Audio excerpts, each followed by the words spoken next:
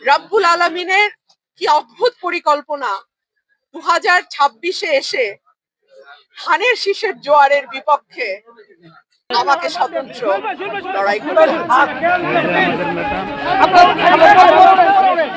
লড়াইয়ের আশুগঞ্জকে নিয়ে আমার যে কল্পনা, আমাদের যে কল্পনা, আমরা সেটা বাস্তবায়ন করি। এত বড় দল, তাদের অনেক ব্যস্ততা আমি দেখছি। সেটা 300 আসনে প্রার্থী আছে, তারপরে জোটের সঙ্গে আলোচনা আছে, তাদের এখন অনেক মানে কর্মব্যস্ততা, আমাদেরও অনেক কর্মব্যস্ততা। আমার এই দুটো উপজেলায় মানুষের প্রার্থী হিসেবে জিতে আসতে হবে। এটা সরাইল আশুগঞ্জের মানুষের নির্বাচন, এটা আমার ভোট না, এটা তাদের ভোট। আমি প্রার্থী না, সরাইল আশুগঞ্জের মানুষ এই আসনের প্রার্থী। সুতরাং আমি যদি এমপি নির্বাচিত হই, আমি বিশ্বাস করি আমার 5.5 লক্ষ ভোটার যারা আছে তারা নির্বাচিত হবে।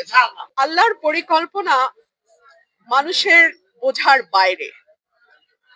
আল্লাহর এই পরিকল্পনায় আমার বাবা 73 সালে আওয়ামী লীগের জোয়ারের বিপক্ষে স্বতন্ত্র নির্বাচন করেছিল।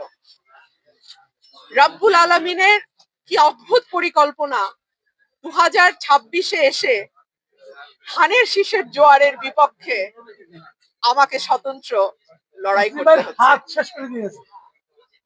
আল্লাহ পরিকল্পনা এবং তার বাস্তবায়নের প্রক্রিয়া মানুষের বোঝার বাইরে।